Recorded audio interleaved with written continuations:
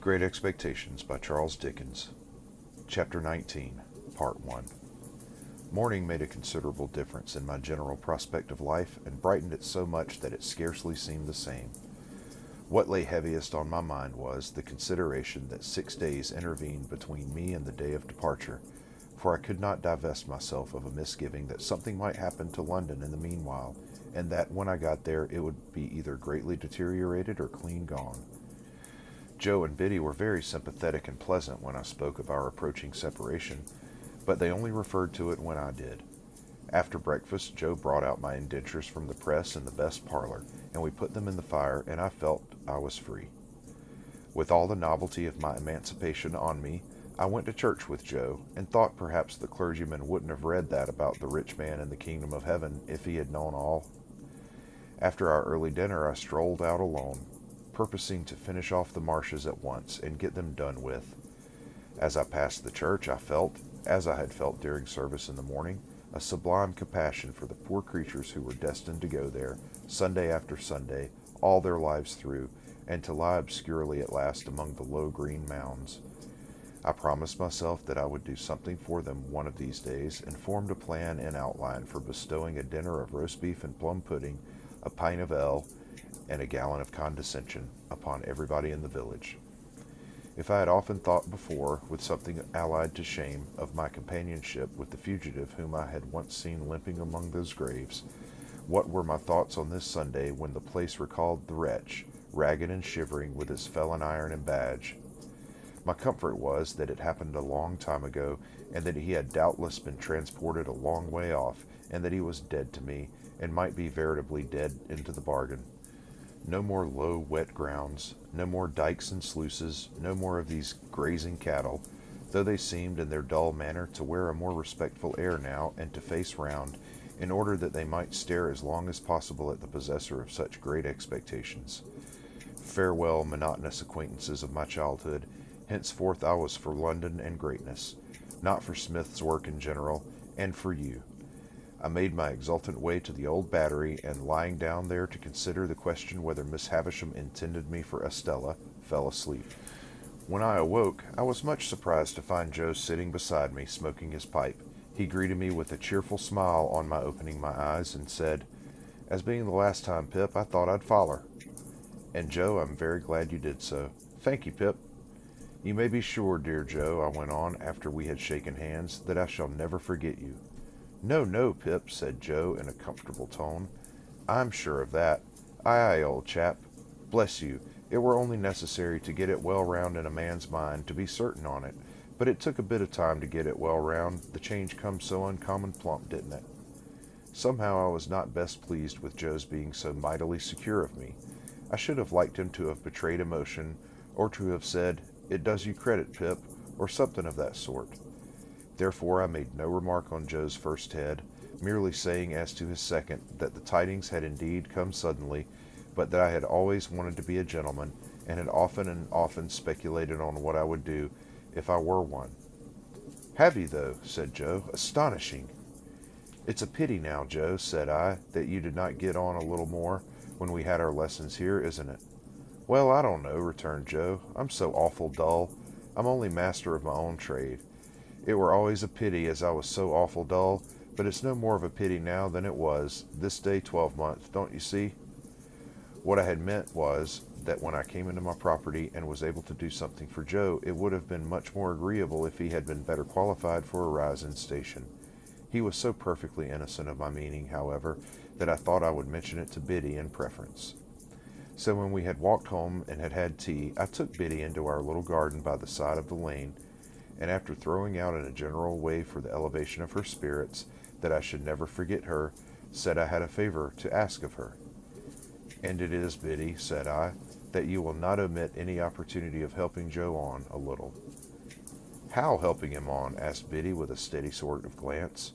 "Well, Joe is a dear good fellow. In fact, I think he is the dearest fellow that ever lived, but he is rather backward in some things. For instance, Biddy, in his learning and his manners." Although I was looking at Biddy as I spoke, and although she opened her eyes very wide when I had spoken, she did not look at me. "Oh, his manners. Won't his manners do, then?" asked Biddy, plucking a black currant leaf. My dear Biddy, they do very well here. Oh, they do very well here, interrupted Biddy, looking closely at the leaf in her hand.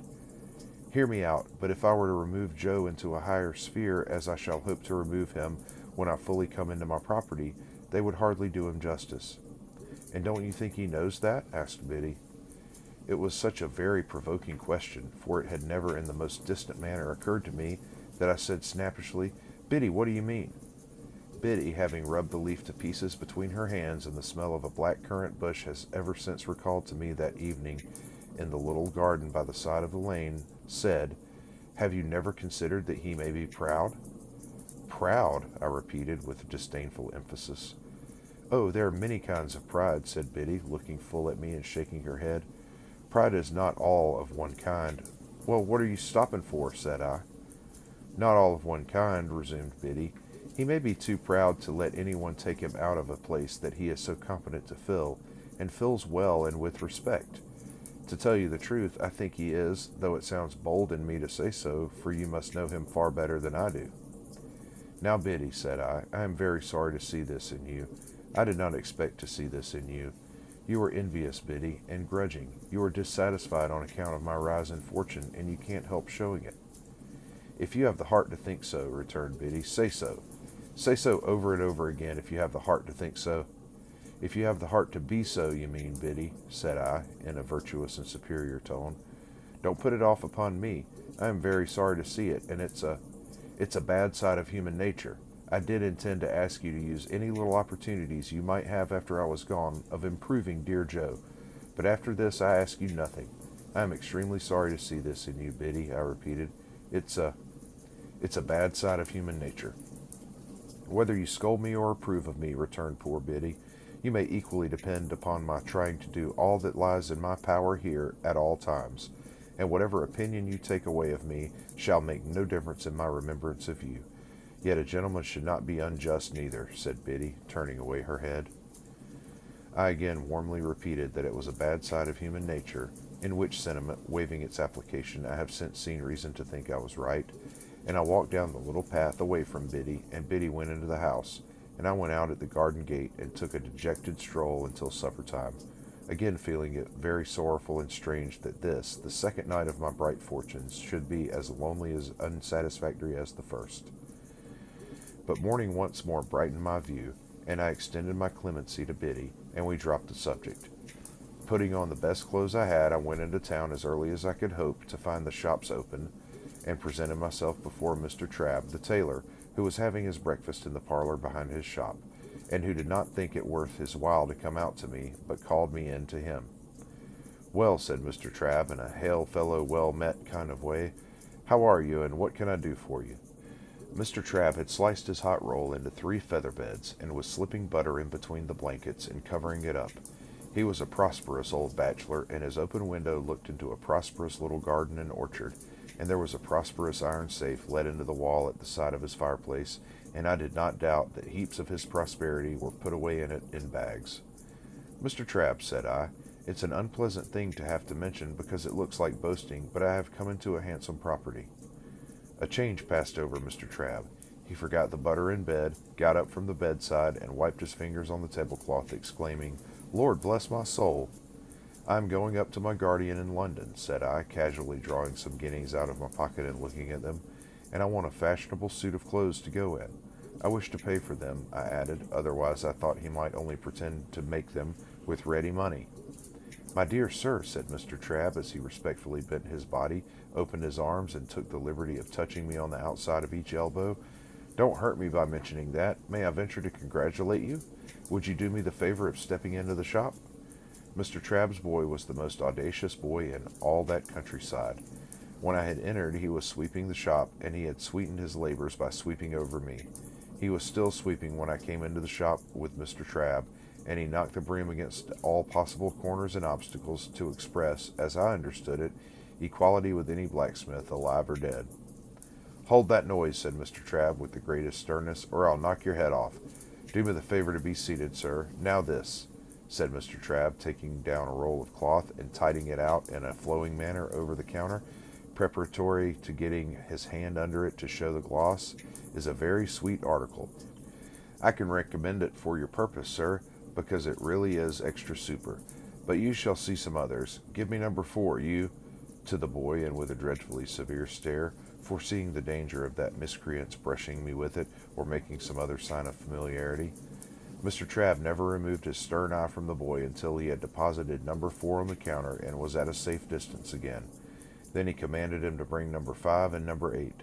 "And let me have none of your tricks here," said Mr. Trabb, "or you shall repent it, you young scoundrel, the longest day you have to live."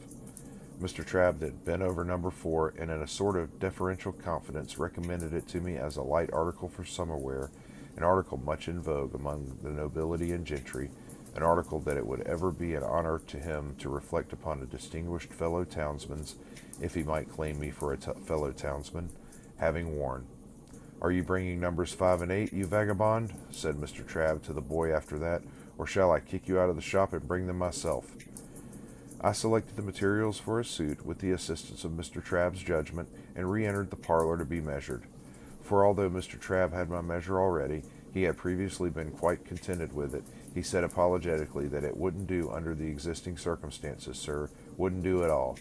So Mr. Trabb measured and calculated me in the parlor, as if I were an estate and he the finest species of surveyor, and gave himself such a world of trouble that I felt no suit of clothes could possibly remunerate him for his pains. When he had at last done and had appointed to send the articles to Mr. Pumblechook's on the Thursday evening, he said with his hand upon the parlor lock, "I know, sir, that London gentlemen cannot be expected to patronize local work as a rule, but if you would give me a turn now and then in the quality of a townsman, I should greatly esteem it. Good morning, sir, much obliged. Door!" The last word was flung at the boy, who had not the least notion of what it meant, but I saw him collapse as his master rubbed me out with his hands, and my first decided experience of the stupendous power of money was, that it had morally laid upon his back Trabb's boy. After this memorable event, I went to the hatter's, and the bootmaker's, and the hosier's, and felt rather like Mother Hubbard's dog, whose outfit required the services of so many trades. I also went to the coach office and took my place for 7 o'clock on Saturday morning. It was not necessary to explain everywhere that I had come into a handsome property, but whenever I said anything to that effect, it followed that the officiating tradesman ceased to have his attention diverted through the window by the High Street, and concentrated his mind upon me. When I had ordered everything I wanted, I directed my steps towards Pumblechook's, and, as I approached that gentleman's place of business, I saw him standing at his door.